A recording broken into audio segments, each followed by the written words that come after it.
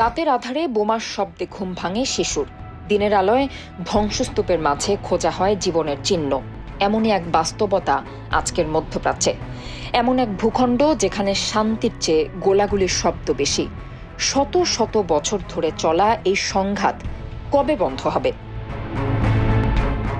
মার্চের মাঝামাঝি সময় থেকে ইয়েমেনে একটানা হামলা চালাচ্ছে মার্কিন বাহিনী।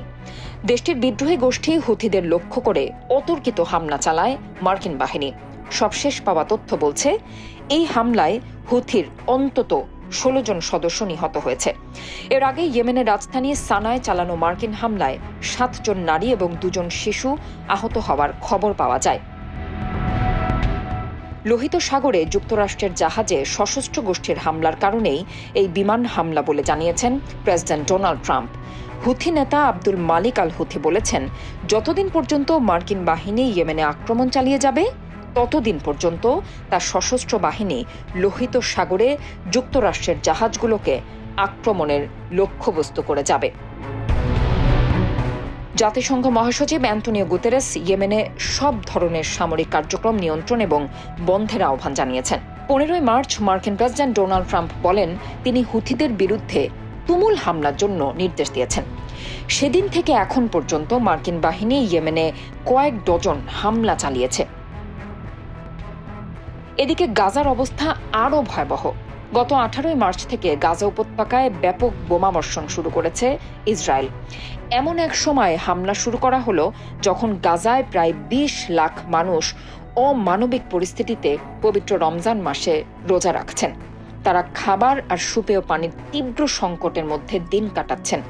গাজা উপত্যকায় নেতানিয়াহুর নতুন করে বোমা হামলা এটি ইঙ্গিত দেয় যে নিজের শাসন ব্যবস্থা টিকিয়ে রাখতে নেতানিয়াহু যে কোনো সীমা পর্যন্ত যেতে পারেন।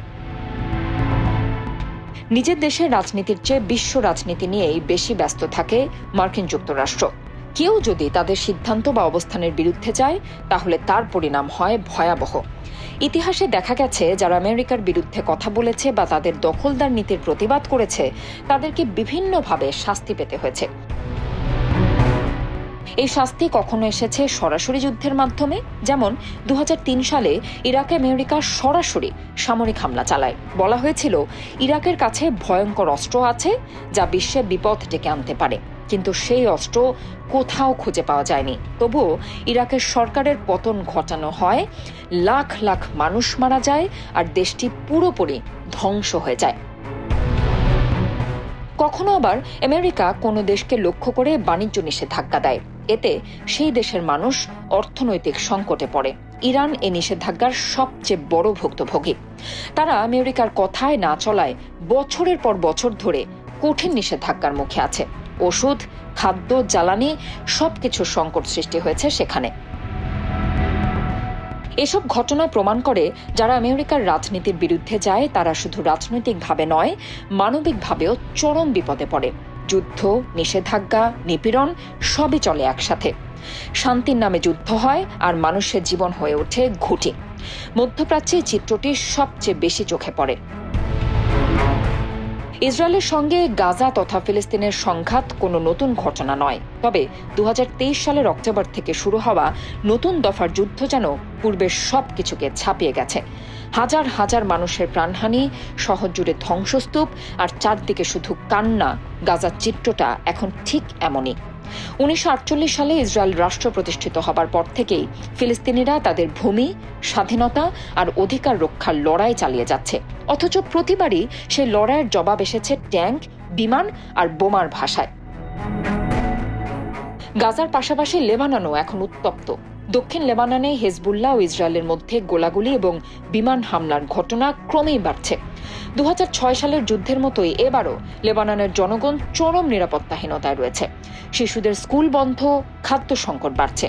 পরিস্থিতি এমন জায়গায় পৌঁছেছে যে সেখানে জাতিসংঘের ত্রাণ কার্যক্রমও বাধাগ্রস্ত হচ্ছে। সিরিয়াও মধ্যপ্রাচ্যের সংকট থেকে মুক্ত নয়। গৃহযুদ্ধের ক্ষত এখনো শুকায়নি, তার মধ্যে ইসরায়েলের বারবার সিরিয়ার ভেতরে বিমান হামলা চালিয়েছে। লক্ষ্য থাকে ইরানি অস্ত্র গুদাম বা হেজবুল্লাহর ঘাঁটি, কিন্তু বাস্তবে এসব হামলায় নিহত হয় সাধারণ মানুষ। যুদ্ধের নামে চলে প্রতিহিংসার খেলা। এইসব সংঘাতে ইসরায়েলের পাশে সব সময় থেকেছে যুক্তরাষ্ট্র। সরাসরি যুদ্ধের জন্য উন্নত প্রযুক্তির অস্ত্র সরবরাহ, কোটি কোটি ডলারের সাহায্য এবং আন্তর্জাতিক মঞ্চে কূটনৈতিক সুরক্ষা সবই মেলে হোয়াইট হাউস থেকে।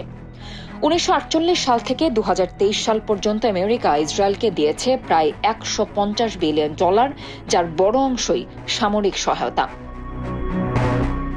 এদিকে ইরান ও ইসরায়েলের মধ্যে পাল্টাপাল্টি হামলা মধ্যপ্রাচ্যকে আরও অস্থির করে তুলেছে। ইরানের পারমাণবিক প্রকল্পে বাধা দিতে ইসরায়েল বিভিন্ন ধরনের হামলা চালিয়ে যাচ্ছে, সাইবার হামলা, গুপ্তচর অভিযান, এমনকি বিজ্ঞানীদের হত্যার অভিযোগও আছে। প্রতিক্রিয়ায় ইরান হিজবুল্লাহ ও হুথিদের দিয়ে ইসরায়েলের ঘাঁটি লক্ষ্য করে রকেট ছুটছে। এই উত্তেজনার পেছনেও ইসরায়েলের ছায়া সঙ্গী হিসেবে রয়েছে আমেরিকা। আধুনিক ক্ষেপণাস্ত্র, প্রতিরক্ষা ব্যবস্থা, গোয়েন্দা তথ্য এবং যুদ্ধ পরিচালনার কৌশল সবই মেলে মার্কিন সমর্থনে। অনেক বিশ্লেষক মনে করেন, এই সহযোগিতা না থাকলে ইসরায়েল এত বড় বড় সামরিক অভিযানে যেতে পারত না। ফলে পুরো মধ্যপ্রাচ্য যেন এখন আগুনের গর্তে পরিণত হয়েছে। একদিকে ইসরায়েল, অন্যদিকে ফিলিস্তিন, লেবানন, সিরিয়া, ইরান সবাই এই সংঘাতে জড়িয়ে পড়েছে। অথচ প্রত্যেক দেশের সাধারণ মানুষ চায় শুধু শান্তি, নিরাপদ ঘর আর একটু স্বস্তির নিঃশ্বাস। কিন্তু সেটি সম্ভব হচ্ছে না, কারণ বড় শক্তিগুলোর স্বার্থ জড়িয়ে গেছে এই অঞ্চল জুড়ে। এই মুহূর্তের সবচেয়ে দুঃখজনক বিষয় হলো, হাজার হাজার মানুষ মারা যাচ্ছে, লাখ লাখ মানুষ বাস্তুচ্যুত হচ্ছে, অথচ কেউ থামাতে পারছে না এই যুদ্ধ। যতদিন বড় দেশগুলো এই আগুনে ঘি ঢালবে, ততদিন মধ্যপ্রাচ্যের শান্তি কেবলই কল্পনা হয়েই থেকে যাবে। এই $1 মিলিয়ন প্রশ্নের উত্তর হয়তো কারো জানা নেই, আর কেউ জানলেও বলার সাহস রাখে না।